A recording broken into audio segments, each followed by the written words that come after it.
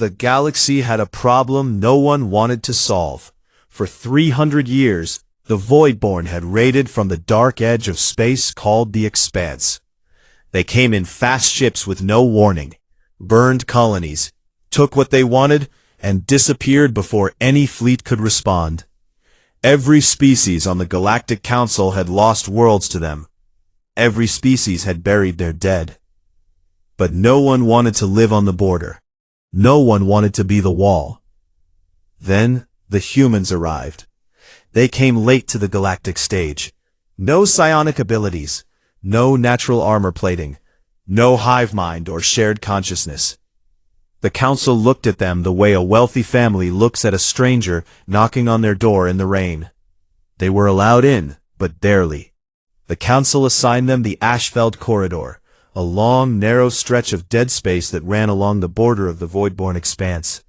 It was the worst territory in the galaxy. The worlds there were burned. The stations were ruins. The trade routes had been abandoned decades ago, because no ship could travel them without being raided. The council expected the humans to complain. They expected petitions, protests, demands for better territory. But the humans just said, "Thank you," and left.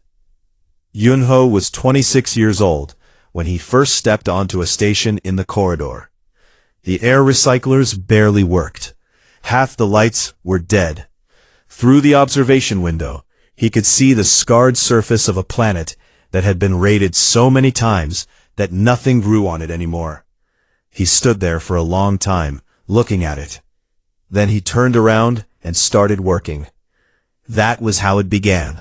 Quietly, without ceremony. Over the next 40 years, the humans did something no one believed was possible. They rebuilt the corridor from nothing. Taesu, a young engineer from a small city on Earth, designed the first generation of early warning stations. They were simple things at first. Sensor arrays bolted onto old mining platforms. But they worked. When a Voidborn raiding fleet crossed into the corridor, the stations detected them hours before they arrived. That had never happened before.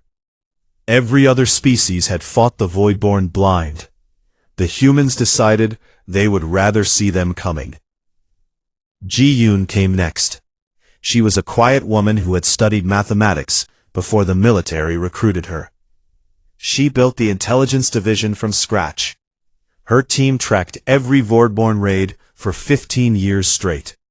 They recorded the patterns, the timing, the approach vectors, the preferred targets, the retreat routes.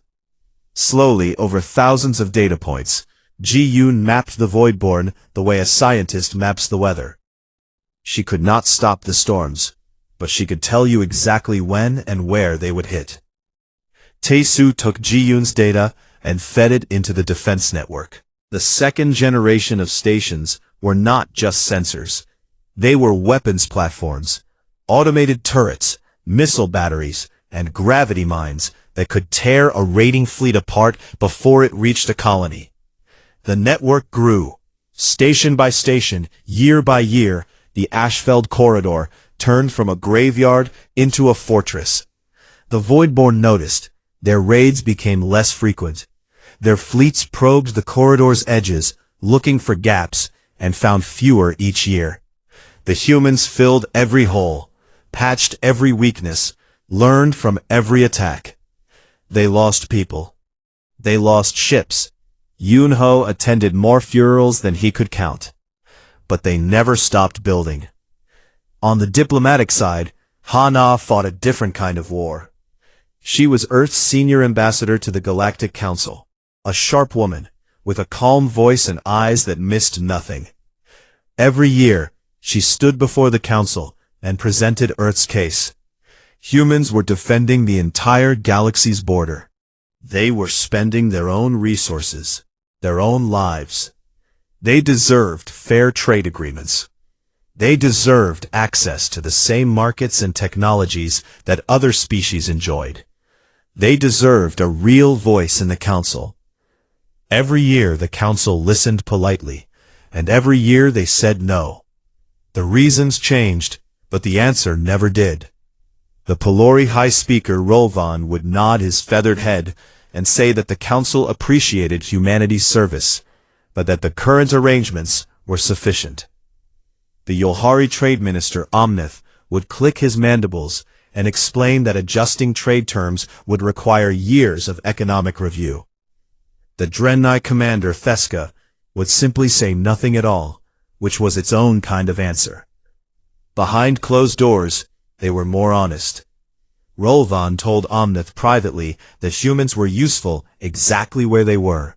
Elevating them would upset the balance of power that the older species had maintained for centuries.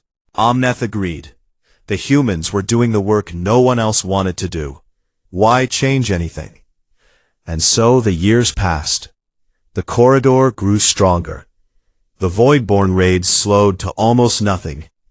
For the first time in living memory, the border was quiet. Ships traveled the corridor trade routes safely.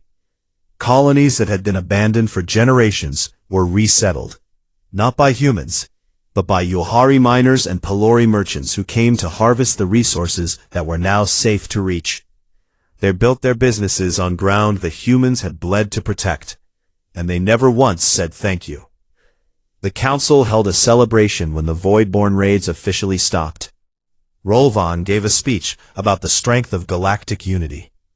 Omnith presented economic reports showing record growth in the border regions. Theska spoke about the Drenai military's role in maintaining peace. Humanity was mentioned once, in a single line near the end of the ceremony, as a contributing partner. Hana watched the celebration from her office on the station above Pelanth. She did not attend. She sat in the quiet, reading the speech transcript, and then she set it down and closed her eyes. That evening, she sat across from Yun-Ho in a small room on the station. He was older now. His hair was gray. His hands were rough, from decades of work in places the galaxy had forgotten. She looked at him and said, "They will never see us as equals." Yun-Ho did not argue. He looked at the star map on the wall, at the long bright line of the corridor, every station and platform marked in blue, every defense grid node glowing like a small star. He had built that, with their hands, their minds, their blood. He looked at Hana and said, quietly, "Then we make sure they remember what it cost to lose us." Hana held his gaze for a long moment. Then she nodded, and neither of them said another word. The Helix worlds were 5 planets spinning around a pair of old stars, deep inside the Ashfeld corridor. They were not beautiful places. The air was thin, the soil was poor, and the weather was bad for most of the year. But under the ground, the rock was full of rare minerals, the kind that powered starship engines and built advanced weapons systems.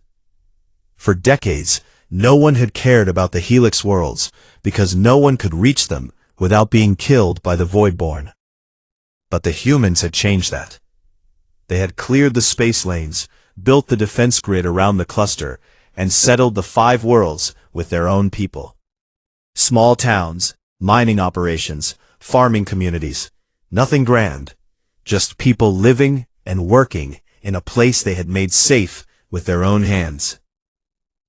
Then the Drenai and the Yulhari both noticed what was under the ground. The claim dispute arrived at the Galactic Council on a cold morning in the orbital station above Pelanth. The Drenai military faction argued that the Helix worlds were of strategic importance and should fall under their control for the security of the region. The Yulhari Trade Coalition argued that the minerals were essential for galactic commerce and should be managed by their economic authority. Both sides presented long documents, legal arguments, and historical records. Hana sat in the human delegation seat and listened. She had prepared for this. Her team had spent weeks assembling the case. The evidence was simple and clear. Humanity had settled the Helix worlds. Humanity had built the infrastructure. Humanity had defended them for over 30 years. By every law the Council had ever written, the worlds belonged to Earth. When her turn came, she stood and spoke calmly. She laid out the facts one by one. Settlement records, construction permits, defense logs, population data. She did not raise her voice. She did not make emotional appeals. She simply presented the truth and sat down. Rolvan, the Pelori High Speaker, thanked her and opened the floor for discussion. Theska spoke first. The Draenei commander stood tall, her scaled skin catching the chamber light, and dismissed the human claim in 3 sentences. Colonial rights, she said, did not override strategic necessity. The Draenei fleet needed forward bases in the corridor, and the Helix worlds were the logical choice. She did not address any of Hana's legal arguments. She did not need to. She knew the votes were already counted. Omneth spoke next. The Yulhari trade minister framed the issue in economic terms. The minerals in the Helix worlds belong to the galaxy, not to one species. Restricting access would harm trade, raise prices, and slow technological development for everyone. He spoke for 20 minutes about supply chains and market projections. He did not mention the humans once. Garrix, the representative of the Outer Rim colonies, spoke last. He was a small creature from a small world, and his voice did not carry well in the large chamber. But he said what no one else would say. The humans had earned those worlds. Taking them was not just legally wrong, it was a betrayal of the only species that had ever volunteered to stand on the border and bleed for everyone else. The chamber was quiet when he finished. Then Theska made a dismissive sound, and the moment passed. Rolvan called the vote. The result was 9-3 against Earth. The Helix worlds were stripped from human control and divided between the Draenei and the Yulhari. 30 years of settlement, of building, of living and dying on those cold, difficult planets, erased in a single afternoon. The chamber waited. Every delegate, every observer, every recorder expected the human response. The galaxy knew humans as emotional creatures. They shouted. They argued. They fought. The council was ready for anger. They had prepared statements to respond to threats. Security had been quietly increased in the corridors outside. Hana stood. The chamber held its breath. She gathered her documents slowly, placing each one into her case with care. She closed the case. She looked at the chamber, not at Rolvan, not at Theska, not at any single face, but at all of them, the way a person looks at a room they are leaving for the last time. Then she bowed, a small and precise movement, turned, and walked out. She did not speak. She did not look back. Her footsteps echoed in the silence until the door closed behind her. The chamber remained quiet for a long time. Rolvan shifted in his seat. Omnet's mandibles clicked nervously. Even Theska, who feared nothing, felt something cold settle in her chest. The silence was wrong. It was not the silence of defeat. It was the silence of someone who had already made their decision. 12 hours later, aboard the Silent Dawn, Dohan received the news. He was a steady man, the kind of captain who never showed surprise. He read the report twice, set it down, and walked to the bridge. Yunho was already there, standing at the star map, his hands clasped behind his back. "Orders?" Dohan asked. "Protocol Stillwater," Yunho said. His voice was the same as always. Calm, quiet, certain. Dohan nodded and left to begin. Across human space, the word spread through secure channels. No public announcements, no press statements, just a single code word passed from ship to ship, station to station. Every human who heard it understood what it meant. They had prepared for this. Some of them had prepared for years. Ji-Yoon sat in the intelligence center on Earth's lunar station and began the work she had hoped she would never have to do. She opened the master database. 40 years of void-born intelligence. Every raid pattern, every movement prediction, every weakness in the expanse border mapped and cataloged. She selected all of it. Every file, every model, every algorithm. Then she deleted it. The process took 4 hours. When it was done, she sat in the dark for a while, her hands folded in her lap. Then she stood up and began packing her things. Taesu received his orders on a station at the far edge of the corridor. He read them, looked out the window at the defense grid he had spent his life building, and felt something heavy settle in his chest. But he did not argue. He transmitted the shutdown codes. One by one, across thousands of light years, the stations went dark. The weapons platforms powered down. The sensor arrays folded inward like flowers closing at night. The wall that had held back the darkness for 40 years went to sleep. He did not break a single system. He simply turned everything off and locked the doors. The encryption on the activation keys was the most advanced humanity had ever produced. Without those keys, the defense grid was nothing but dead metal floating in space. He took the keys with him when he left. On the station above Pelenth, Hana sat alone in the human embassy. The staff had already gone. The furniture was being loaded onto transport ships. She composed a single message, checked it once, and transmitted it to the Council's official communication channel. It read, "Earth withdraws its delegation, effective immediately. No explanation, no demands, no list of grievances, no threat, no promise of return, just 8 words, and then nothing." The channel went silent. The embassy lights turned off. And across the galaxy, every human ship, every human station, every human presence in Council space began to quietly disappear, like a tide pulling back from the shore. By morning, they were gone. The first week was easy. The Council told itself that everything was fine.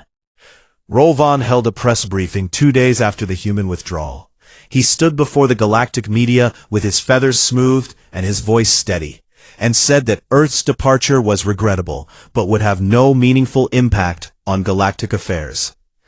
The Ashfeld Corridor, he explained, had been a joint effort, and the infrastructure humanity left behind would continue to serve the galaxy. He thanked the humans for their years of service, and expressed hope that diplomatic relations would resume in time. Omneth released an economic report the same day. His analysts had run the numbers and concluded that the loss of human trade activity would reduce galactic GDP by less than 0.5%.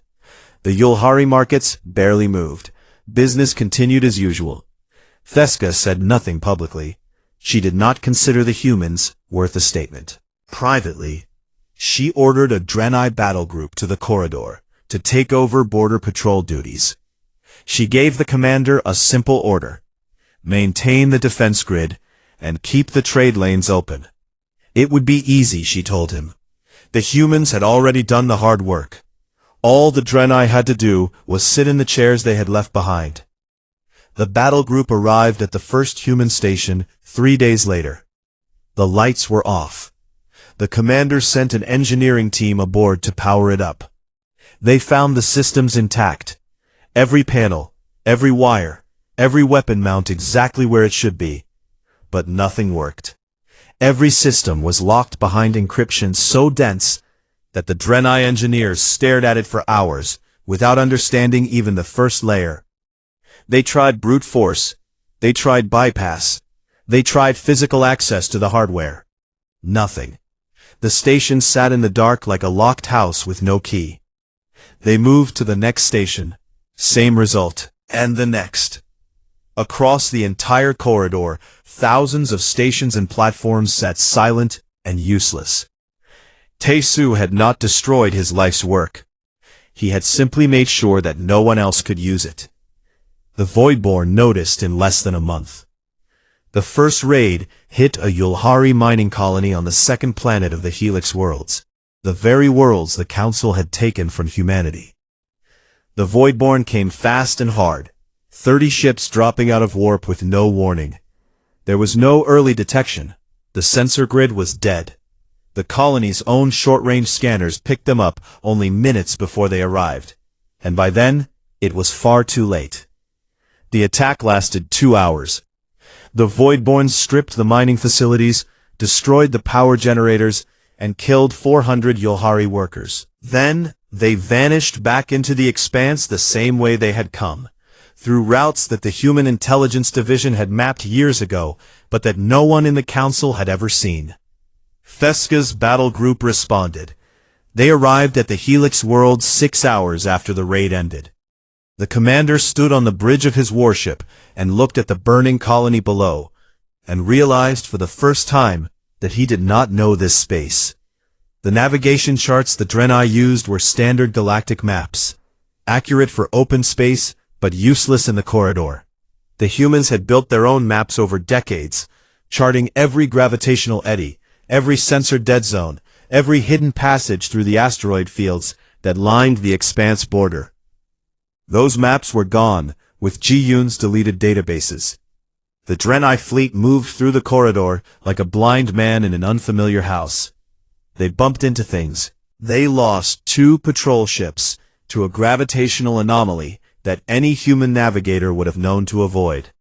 The corridor was not just a stretch of space. It was a living, dangerous environment that the humans had learned to read like a language. Without them, it was unreadable. The second raid came 2 weeks later. This time, the Voidborn hit a trade convoy, 12 cargo ships carrying refined minerals from the Helix worlds to Council space. The convoy had no escort, because no escort was available. Theska's fleet was still trying to establish patrol routes in territory they did not understand. The Voidborn took everything and left the crews floating in escape pods. The third raid came a week after that, and the fourth, and the fifth. Garrix watched the casualty reports from his office on the Outer Rim and felt sick. He had voted against stripping the Helix worlds. He had warned the Council. Now he opened a private communication channel, one he had maintained for years through quiet back-channel contacts, and reached out to Ji-Yoon. She answered. Her face was calm, her voice polite. She was sitting in a bright, clean office somewhere on Earth's moon. Behind her, through a window, Garrix could see the blue curve of Earth itself. He did not waste time with diplomacy. He told her that people were dying. He asked, not demanded, but asked, if she would share the Voidborn intelligence data. Even a portion of it. Even the basic raid prediction models. Anything that could help the Council prepare for the next attack. Ji-Yoon looked at him for a moment. Then she said, that data belonged to the people who gathered it. Garrix opened his mouth to argue, but she continued. We spent 40 years building that intelligence network. We lost people gathering that data. Agents who went into the expanse and never came back. Analysts who worked until their health broke. All of it was done with human resources, human lives, human time. The Council had 40 years to ask us to share it. They never did, because they never thought they would need it. They never thought about what would happen if we left, because they never believed we would. She paused. We did. The channel closed. Garrix sat alone in the silence, and understood that he was not going to change her mind. Not because she was cruel, but because she was right. Back on Pelenth, Omneth ran new economic projections. The numbers had changed. Without human-maintained trade routes, shipping through the corridor had become dangerous. Insurance companies refused to cover corridor transit. Cargo prices doubled, then tripled. The rare minerals from the Helix worlds, the whole reason the Council had taken them, sat in the ground, because no mining company would risk operating without proper defense. The 0.5% GDP loss Omneth had predicted became 2%, then 5%, then 8%. The Yulhari markets began to fall. Theska refused to admit the scale of the problem. She sent a full Draenei battle group, 40 warships, to permanently garrison the corridor. They would hold the line by force, she declared. The Draenei had conquered harder territory before. The battle group entered the corridor in formation. They followed standard military protocols. They established patrol patterns based on Draenei tactical doctrine. And on the 9th day, a Voidborn fleet of 60 ships ambushed them in a sensor dead zone that the humans had known about for 30 years. The battle lasted 4 hours. The Draenei fought hard. They always did. but they were fighting blind in a place they did not know, against an enemy that seemed to appear from nowhere. When it was over, 11 Draenei warships were destroyed, and 6 more were crippled beyond repair.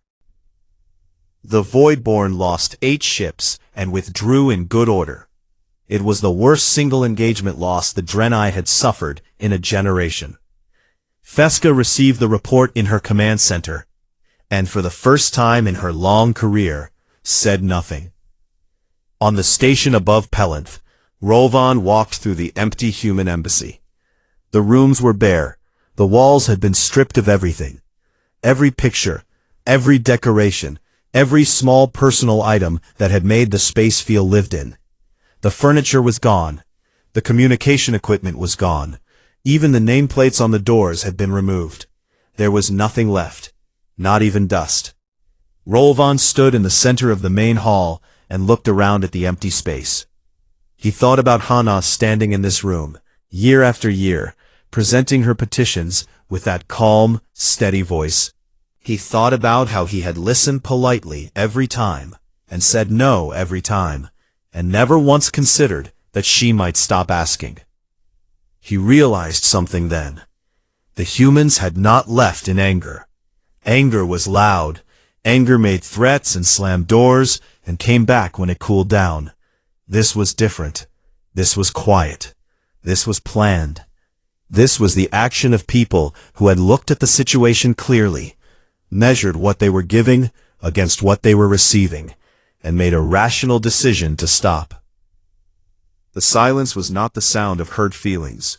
It was the sound of a door closing forever. Rolvan stood in the empty embassy for a long time.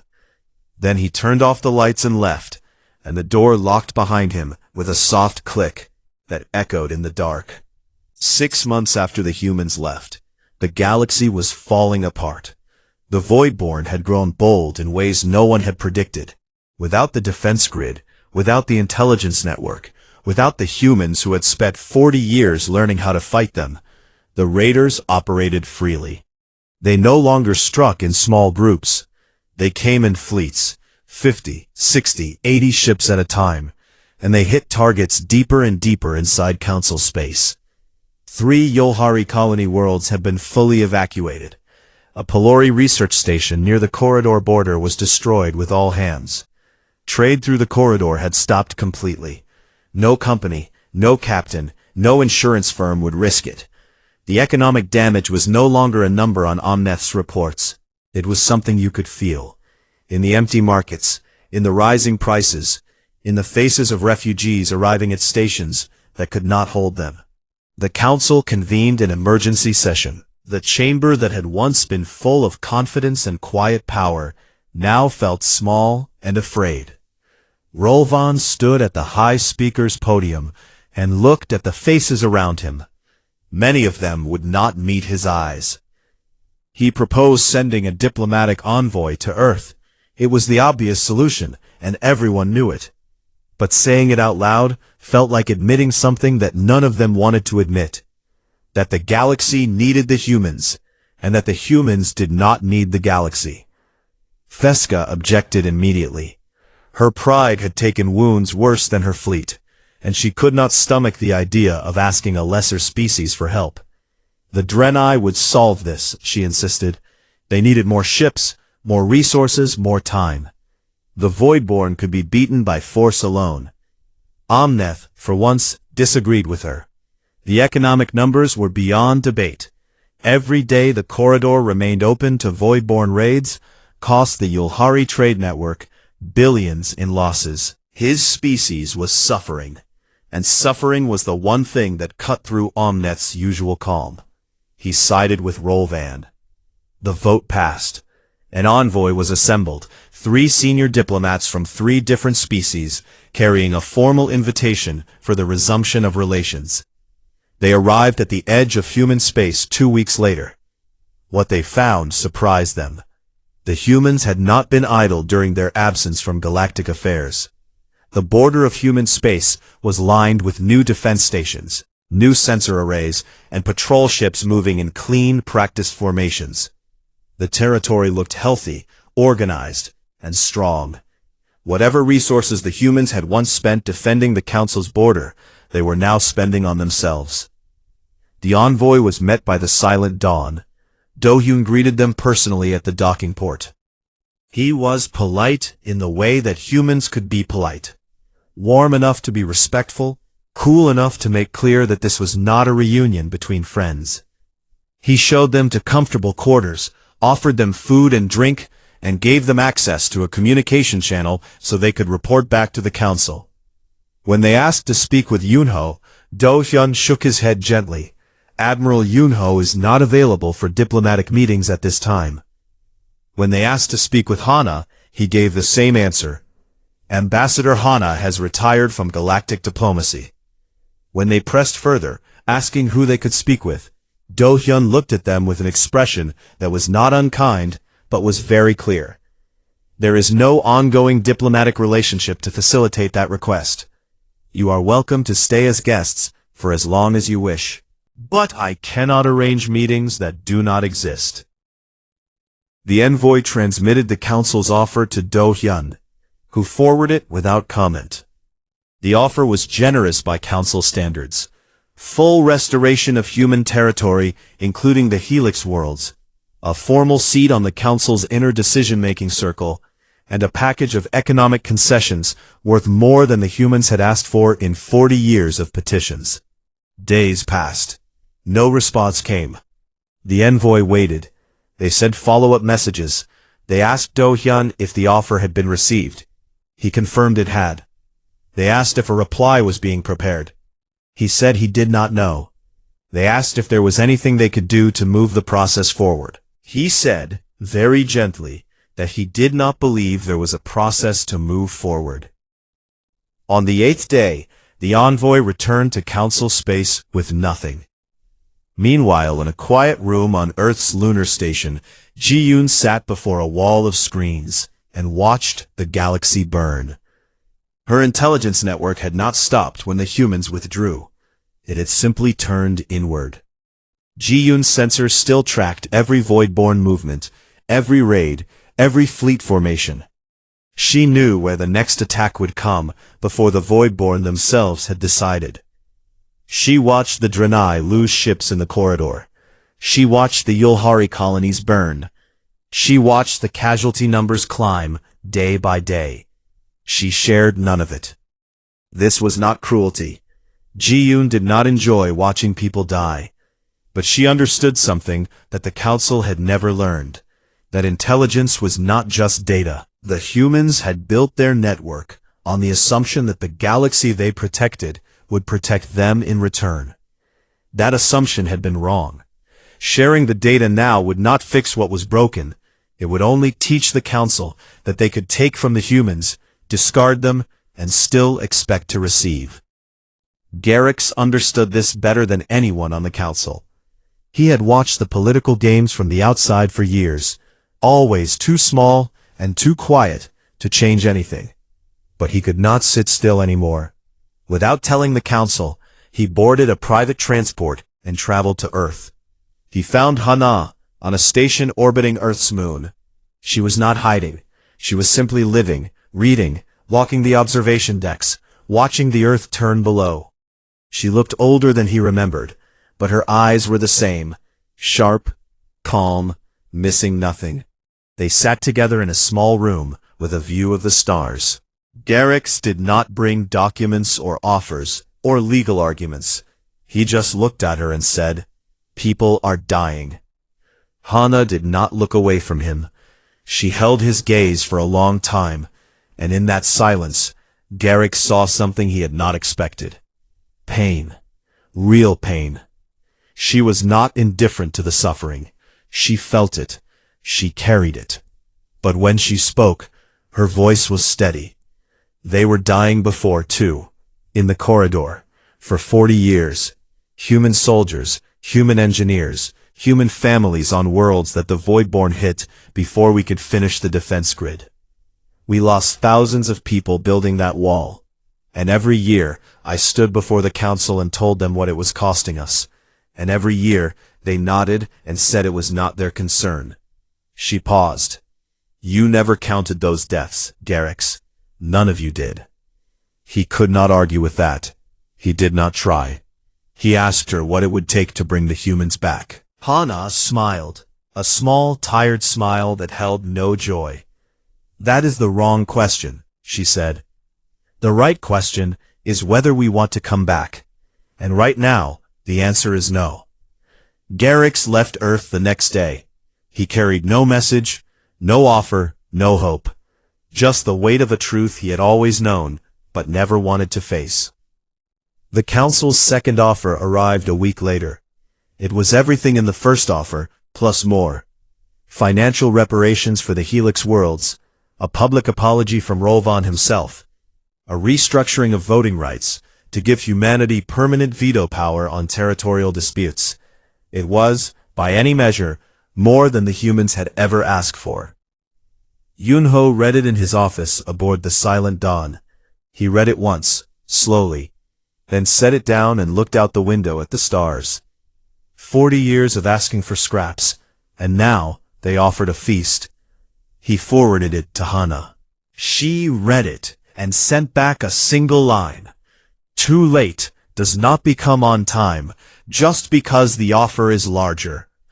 Yunho composed the reply himself. It was 4 words long.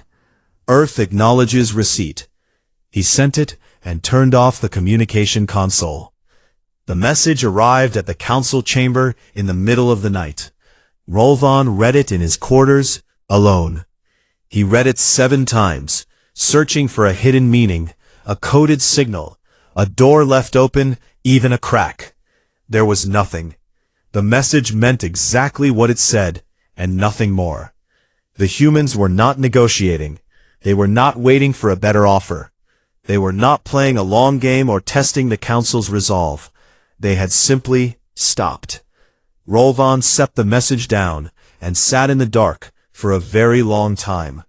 And in that darkness, he finally understood the most frightening thing about the human silence. It was not a tactic. It was just the truth. The quiet, simple truth that the humans had moved on, and the galaxy had not. 1 year after the humans left, the Voidborn invaded. Not raids, not probing attacks, not the quick, brutal strikes that had terrorized the galaxy for centuries. This was something new, a full military offensive, thousands of ships pouring out of the expanse in a wave that darkened the sensors of every station in the corridor. They had been watching, they had been waiting, and they had seen that the wall was down, and no one was coming to rebuild it. The first wave hit the Helix worlds. The Draenei garrison, what was left of it after months of ambushes and losses, fought with everything they had. Theska had stationed her best commander there, a veteran of 30 campaigns who had never lost a battle. He lost this one in 6 hours. The Voidborn overwhelmed the defense positions, stripped the orbital stations, and landed ground forces on 3 of the 5 worlds. The Yulhari miners who had stayed behind were evacuated in a desperate, chaotic retreat that cost dozens of transport ships.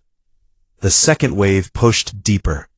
Voidborn fleets struck at the trade hubs, the relay stations, the fuel depots that kept Council space connected. They moved through the corridor like water through a broken dam, pouring into every gap, every weakness, every blind spot that the human defense grid had once covered. Council space had not faced a threat like this in living memory. The systems that had grown rich and comfortable behind humanity's wall were now exposed, and they were not ready. Rolvan addressed the council for what he knew would be the last time. He stood at the podium in the Grand Chamber and looked out at the delegates. The Pelori, the Draenei, the Yulhari, the Outer Rim representatives, all of them afraid in ways they had never been afraid before. The feathers along his neck had gone gray, and his voice, once so smooth and commanding, cracked at the edges. He did not give a speech about unity or strength or the bright future of the galaxy. He told the truth. He said that the council had made a mistake. Not a small mistake, not a political miscalculation, but a deep and fundamental failure of character. He said that for 40 years, humanity had stood on the border and held back the darkness, and the council had treated them as servants. They had used the humans' labor, benefited from their sacrifice, and refused them the basic respect of an equal voice. When the humans asked for fairness, the council gave them silence. When the humans proved their worth beyond any doubt, the council stole their worlds. And when the humans finally left, the council told itself that it did not matter. It mattered, Rolvan said. His voice was barely above a whisper, but the chamber was so quiet that every word carried. It mattered more than anything we have done in 100 years, and we were too proud to see it. He resigned. He stepped down from the podium, walked through the silent chamber, and left through the same door that Hana had walked through a year ago. No one tried to stop him. Fesca took command of the combined council military. She was not a diplomat, and she was not a politician. She was a soldier, and soldiers fight. She pulled every available ship from every species into a single fleet, the largest military force the council had assembled in generations. She drove them into the corridor to meet the Voidborn head-on. The battle near the Helix worlds was the kind of fight that would be studied for centuries. Fesca was a brilliant tactician, and her fleet fought with discipline and courage. But the Voidborn had numbers, they had knowledge of the terrain, and they had nothing to lose. Slowly, hour by hour, the council fleet was pushed back. Ships burned. The formation tightened and tightened until Fesca's fleet was surrounded on 3 sides, with the dead hulks of the Helix orbital stations at their backs. She stood on her bridge and looked at the tactical display. Red dots everywhere. Her fleet was bleeding out. She had perhaps 2 hours before the Voidborn closed the circle completely. She began composing a final message to the council. A military report, calm and professional, detailing the situation and recommending immediate evacuation of all council worlds within 50 light-years of the corridor. Then her communications officer spoke. "Commander, the Voidborn channels have gone silent." Fesca looked up. On the tactical display, the red dots had stopped moving. The Voidborn fleet, which had been pressing forward with relentless momentum, was suddenly still. Then, one by one, they began to turn, not toward the council fleet, away from it, toward the deep corridor. "What are they looking at?" Fesca demanded. Her sensor officer found it first. A new contact, emerging from the far side of the corridor. Then another. Then dozens. Then hundreds. Ships. Human ships. Pouring into the battle space in tight, precise formations. At their center, larger than anything the council had ever built, was the Silent Dawn. Do-Hyun sat on the bridge of the flagship, with his hands folded and his face calm. Around him his crew moved with the quiet efficiency of people who had been preparing for this moment for a very long time. Ji-Yoon's voice came through his earpiece, feeding him real-time intelligence. Every Voidborn ship position, every fleet formation, every weakness in their lines. Her network had never stopped watching. She knew the enemy better than they knew themselves. Tae-Soo sat in the engineering bay of a station at the corridor's edge. He had carried the activation keys for a year, kept them safe, kept them ready. Now he entered the codes, one by one, and across thousands of light-years, the defense grid woke up. Stations powered on, sensor arrays unfolded. Weapons platforms hummed to life. The wall that had been sleeping for a year opened its eyes. The human fleet did not stop to coordinate with the council. They did not ask permission. They did not announce themselves. They simply attacked. Du-Yun's ships drove into the Voidborn armada like a blade. Every strike was precise, every movement planned, every target chosen by Ji-Yoon's intelligence and executed by crews who had trained in the corridor's treacherous space for decades. The Voidborn were not used to being the ones caught by surprise. They broke formation, tried to regroup, and found that every route they knew was now covered by Tesu's reactivated defense grid. The stations that had been dead metal for a year were now firing, cutting off escape routes, herding the Voidborn into kill zones that the humans had designed long ago. The battle lasted 3 hours. When it was over, the Voidborn fleet was shattered. The survivors fled back into the expanse in scattered groups, chased by automated weapons platforms that followed them to the border, and then stopped, standing guard like they had never left. The corridor was sealed. The invasion was over. Fesca stood on her bridge in the wreckage of the battle and watched the human fleet on her display. They moved through the debris field, securing positions, reactivating stations, already rebuilding what had been lost.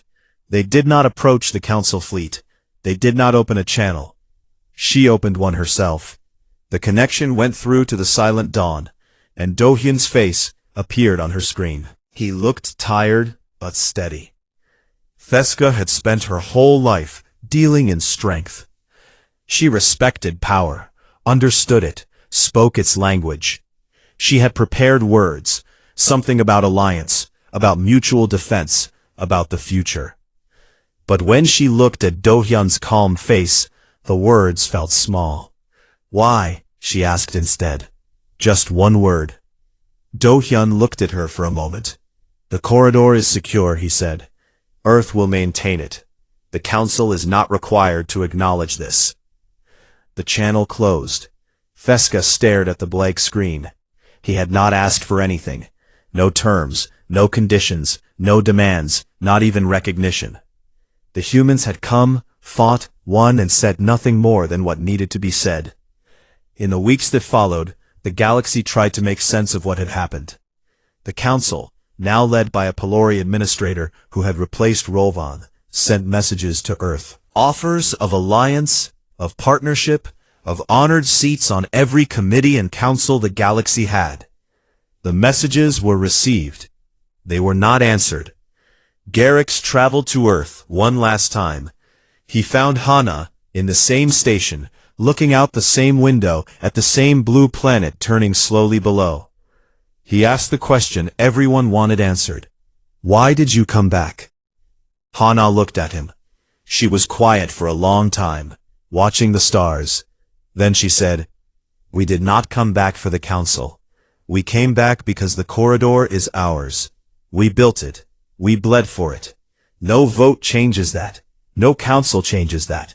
It belongs to us, because we are the ones who chose to stand there when no one else would. Garrix nodded slowly. He understood.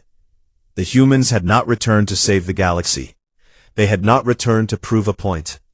They had returned because the corridor was theirs, not by law or by treaty, but by something deeper, by the blood in the soil, and the names on the memorials, and the 40 years of work that no vote could erase.